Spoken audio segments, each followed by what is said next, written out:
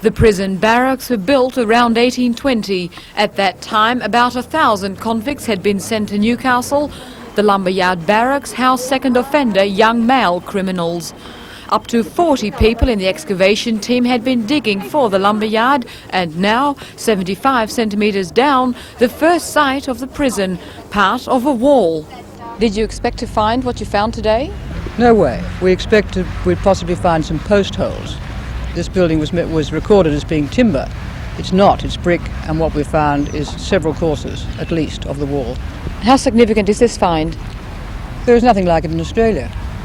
There were other early lumberyards where they housed convicts and where they worked, but so far as one can work out, they've all gone. Sydney's is gone, Parramatta's gone, Norfolk Island's gone, and everything else came much later. The prison is thought to be around 23 by 9 metres. The team will continue to dig for another week.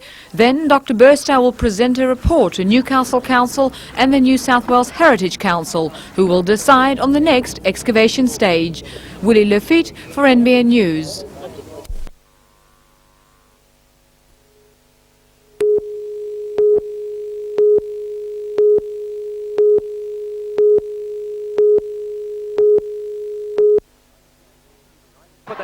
Neither side wanted to defend in the early part of the match, and it was coast to coast as they threw up plenty of shots. Michael Johnson for the Falcons was on target early, and Greg Hubbard for the Hawks gave warning that he was in for a big night. Both teams traded the lead for most of the first half, and that trend continued for the third and fourth stanzas. Hubbard continually made baskets for the visitors, while Giant junior Neil Turner, returning from injury, made a couple of great shots to signal a successful return. The Hawks got a mini break over the Falcons with a couple of minutes to go, but the home team fought back to get within 2 points. Coach David Lindstrom brought Chuck Harmison into the game with 14 seconds left in the match, and the Hawks in front by 2. Jerry Everett looked inside for the shot with 5 seconds left in the game. Harmison fouled him and Everett went to the line to square the match and send it into extra time. He made the 2 to level the scores, and Norman Taylor and Jackson couldn't convert at the other end, and it was 5 minutes extra time. From then on, it was a one-horse race, as the Hawks through Hubbard and Taylor took over, and they skipped away to an unbeatable lead and a well-deserved victory.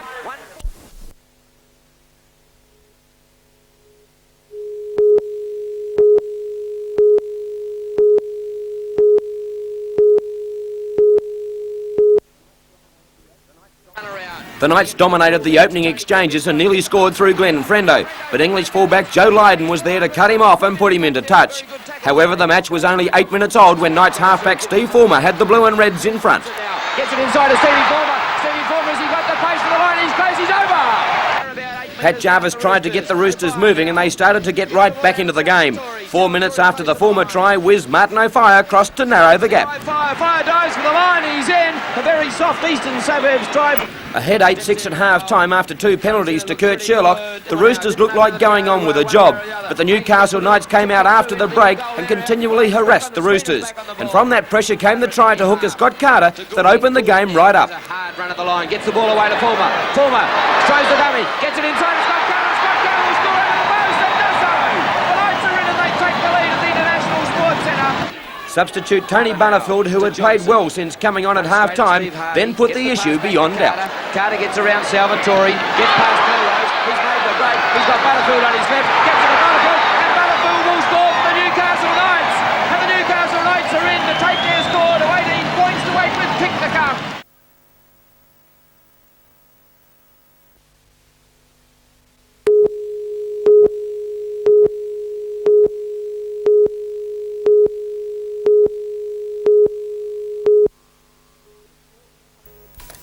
The report, published in the Medical Journal of Australia, found that only 3% of interns did everything right in 13 areas of assessment on 2 simulated patients. Researchers from the University of Newcastle and the Royal Newcastle Hospital were testing 61 interns for clinical competence, communication skills and preventative care. Professor of Medicine at the university and one of the researchers, Professor Nicholas Saunders, said there is room for improvement. They weren't very good. What we found was that the interns, these young doctors who have just graduated from medical school, were very good in terms of their technical skills. They were quite good in terms of taking history and formulating what was wrong with the patient. But where there was room for improvement was first of all in the way in which they communicated with their patients, and also the opportunities that they missed in terms of taking some action in terms of preventing illness. The young doctors were filmed treating 3 patients, one suffering from a urinary tract infection, one with bronchitis and one with tension headaches and depression. And the tension headache came out as being the worst handled, with more than a third of interns failing to diagnose the real problem. Though on many occasions the interns' clinical work was described as excellent, even here major omissions occurred, said the report. The casualty department was selected because patients who come here have been shown to be at greater risk of preventable illnesses than those who visit GPs. What I would suggest is that every patient, every family needs a general practitioner, and also that if when you see your doctor, be it in casualty or your general practitioner, and you don't understand what the doctor is telling you, or you have some queries or questions that remain unanswered during the consultation, that you should be confident enough to ask for clarification and the advice to be repeated.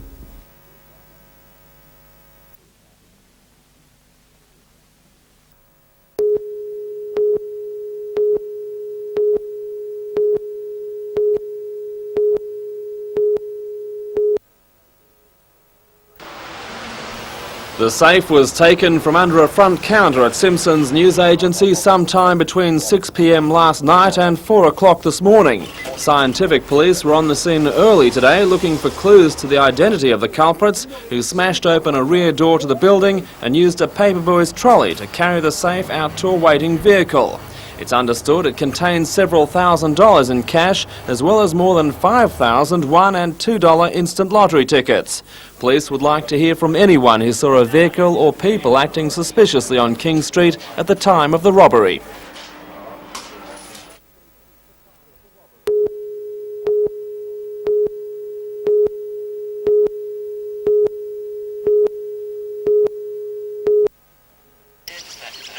Owner Rex Webster can't remember how many Australian awards the Big Blue car's won, but he says it runs into the dozens, and it's never ever run a second. It took 6 years to transform the $100 car into a $50,000 custom car champion. Underneath that FJ shell hides a drag race engine and a chromed handmade underbody. A circuit board operates electric windows, a remote control boot, and has made door handles obsolete. Running out of Australian competitions to win, Rex Webster took his FJ to America. It won the top car award, among others, in the Street Machine Olympics, Heatwave 1988, the Anaheim Exotic Car Show, and beat 3,000 entries in the Grand National Roadster competition.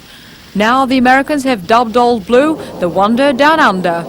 But you could be forgiven for wondering whether the Americans weren't trying to outdazzle the competition cars. Rex Webster didn't know what to make of this peculiarity when the FJ won top custom car at the Fresno show in California. The trophy stands over 2 metres high and weighs at least 60 pounds. The grand old car will now be retired and will probably be seen cruising through the back streets of Madawi.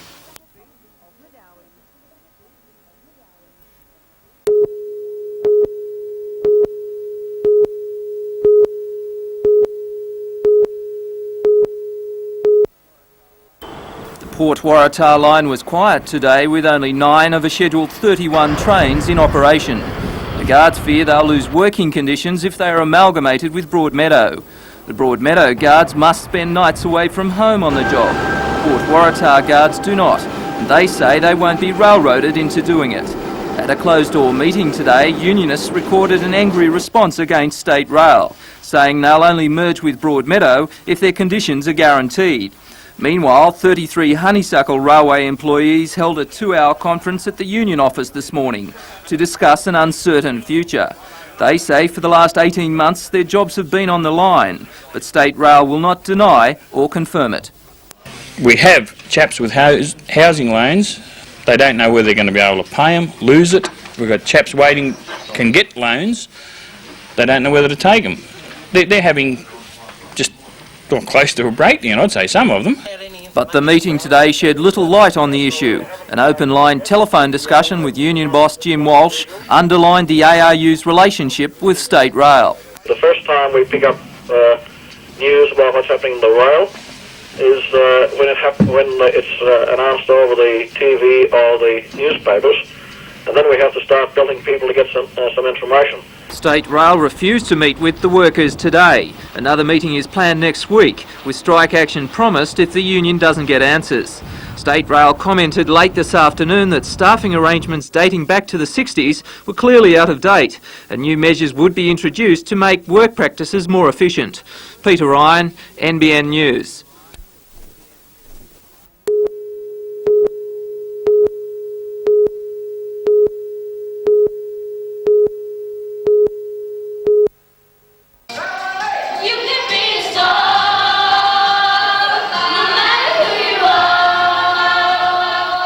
It's not Hollywood hype. Apparently you can be a star. 37 enthusiastic school kids have devoted a week from their holidays to study the finer arts of TV production. The basic fundamentals of set design, set construction, camera technique, mixing the sound, mixing the vision, and of course performing and playing on their own television production. A half-hour video variety show will be the result, giving the students the perfect on-the-job training for television work. 11-year-old cameraman Mark Hogg already has his sights on an employer. Channel 3. There's definitely no need for career motivation with this project. I love theatre and I love TV and I want to perform. Do you think you'll be a star? Oh, I hope so. I hope so.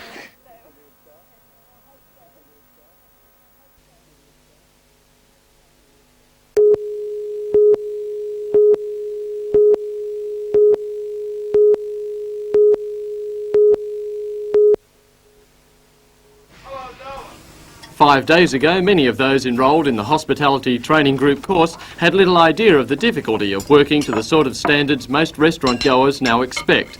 After learning to set the perfect table, they moved on to that complicated ballet behind getting a drop of wine into the glass of a customer. Present the bottle, then you can open up your waiter's friend and open the bottle there at the table and serve us some into the glass, okay? And the learning didn't stop at the tables. There was also the complexities of a full bar to explore and those exotic cocktails to decipher and attempt. We have 2 ounces of Bacardi, 1 ounce of Karuba and a half an ounce of Amaretto. Shake it all together with 3 ounces of pineapple juice. Participants in the course pay a hefty fee for their tuition. However, the promoters claim graduates have an 80% employment rate in the industry. The week is intense and includes a difficult examination testing all the skills learnt. However, it also has an inherent plus. How many trainees, for example, can get this much enjoyment out of their training tools?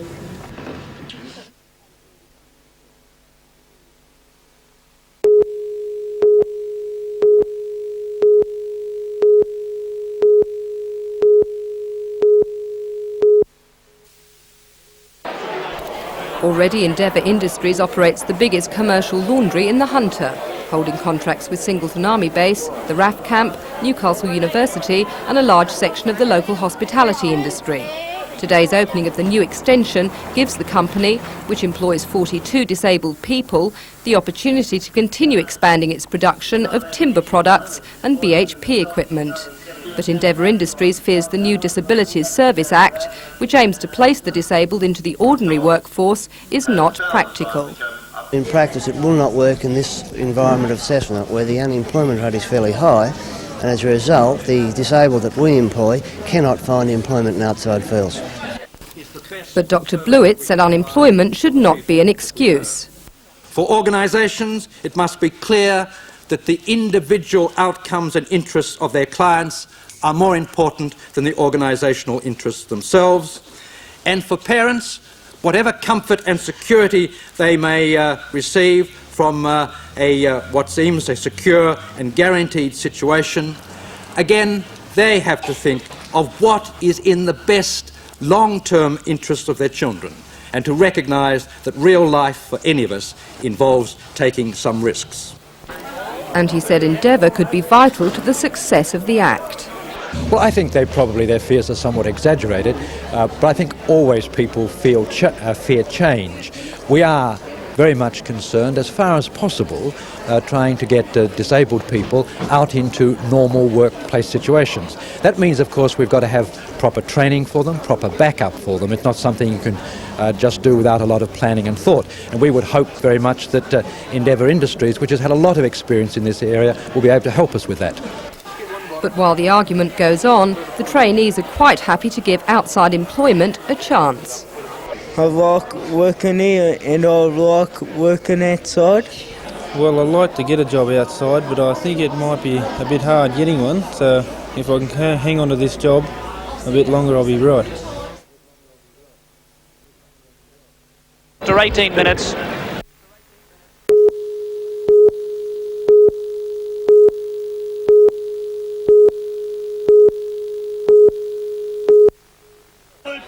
Meet Julia Wells, a fully-fledged rugby union referee who was in charge of the 4th grade match between University and Wanderers today. From the island of Portland, just off the English coast, Julia has been controlling games for about 12 years. Falling in love with a Weymouth 1st grade prop was one reason she gave for taking up the whistle, another more appropriate to rugby traditions, having a good time.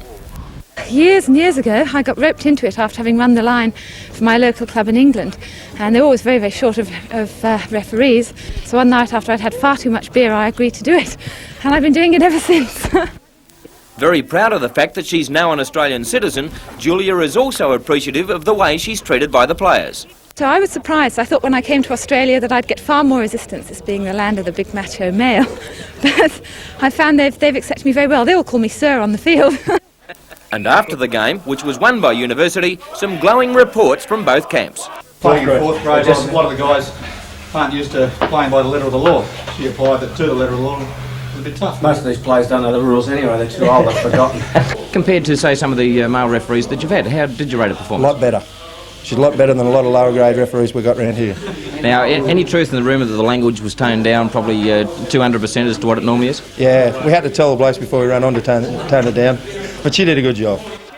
As anything is possible these days for the lady with total control over 30 male bodies and minds at one time, what about a test match? Every ref would love to referee a test match, but I don't know. I'm sure I'd love to. I don't know whether it's reasonable to expect that I would be able to do, even if I was good enough. I've got a long way to go yet, I think.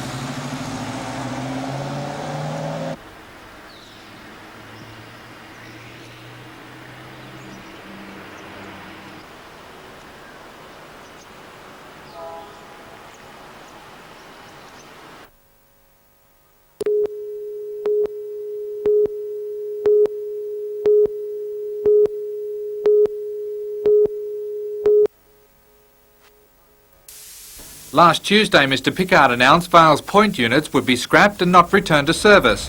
1 week later, an all-time high demand for power supplies forced system controllers to place the A-station generators on full 48-hour standby. Vale's point workers now fear that if the unit is permanently shut down, widespread blackouts may be felt if there is a major breakdown in the state's remaining power stations. Federal member for Dobell, Michael Lee, says for that reason alone, Vale's Point A should be put into storage.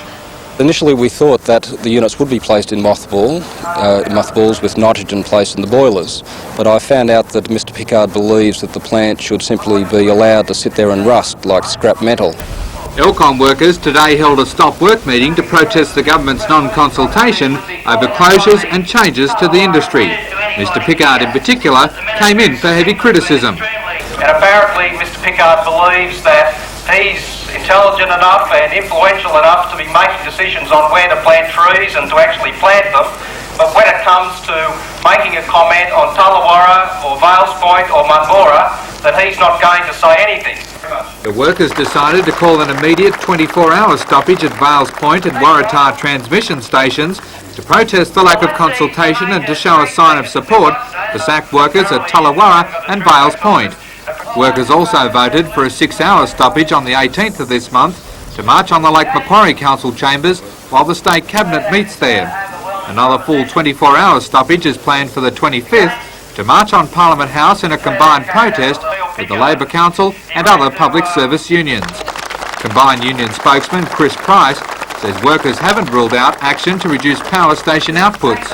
If we can't meet with the Premier or the Minister, we may have to go back to guerrilla tactics, have some bans on the job, and if that means putting some bans on megawatt units or equipment that produces megawatts, well, that'll be the case. Meanwhile, a petition will begin in Wyongshire to show public opposition to the closure and loss of jobs at Vales Point. Darren Curtis for NBN News.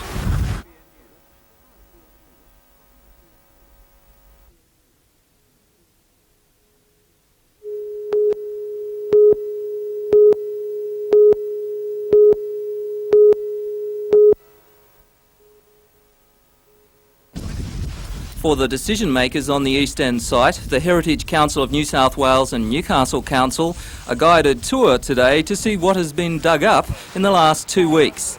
Hailed as a success, the dig has been given great historical prominence as the earliest accessible convict lumberyard and barracks in the country, dating back to 1816. More startling, evidence of Aboriginal activity more than 1,000 years ago, a find clearly attracting the interest of the Awabakal Aboriginal group, which says it will be closely watching the development of the area. For the immediate future, the excavations will be filled in, with the Heritage Council continuing a $20,000 conservation plan to study options to preserve a slice of history.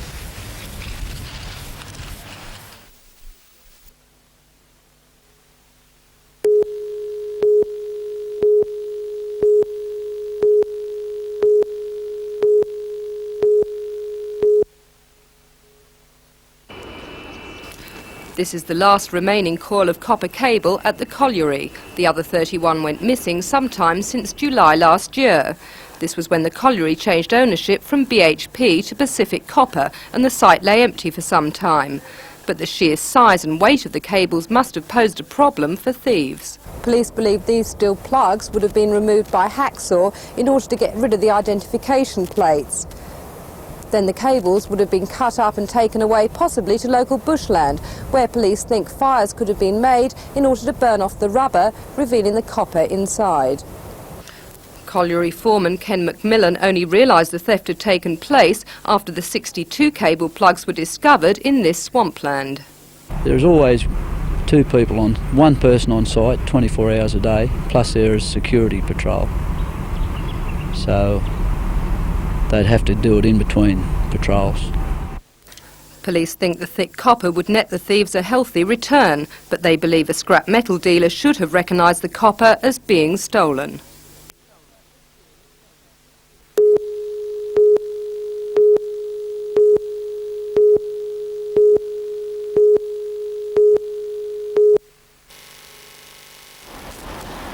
The Cardiff workshop will become a loco and wagon repair depot, with the heavy work currently done to be transferred to Sydney. This will mean a reduction of 62 staff within the year and 125 over 4 years. The mechanical depot at Civic will close with the loss of all 66 jobs. This is a move which has been foreshadowed for some time and is integral to the redevelopment of the inner Newcastle area. Staff will be reduced overall in Newcastle, Broadmeadow and at Port Waratah, due, according to State Rail, to business levels, altered working, regional restructuring, new signalling and changes to trackfast. 77 jobs will go at Broadmeadow initially, with 341 over the 4-year restructuring. Port Waratah will see a reduction of 130 jobs in the same period. These cutbacks are in addition to changes at most centres throughout the Hunter Valley. Maitland will lose 18 staff with the reduction in the operation of the Trackfast office. And new signalling systems will mean job cuts from Waratah to Beresfield and then on to Talara. Brankston will cease altogether, with ticket sales taken over by rail agents. In the Upper Hunter, the Scone station staff will be reduced and it won't be staffed at all after the introduction of the express reservation system. Muswellbrook will also be affected. State Rail says, however, there will be no forced redundancies anywhere and staff will not be forced to transfer to Sydney. On the positive side, for travellers at least, There will be a 7-day XPT service between Scone and Sydney, which should reduce the trip by up to 1.5 hours. In both Muswellbrook and Scone, local businesses will be contracted as ticket agents.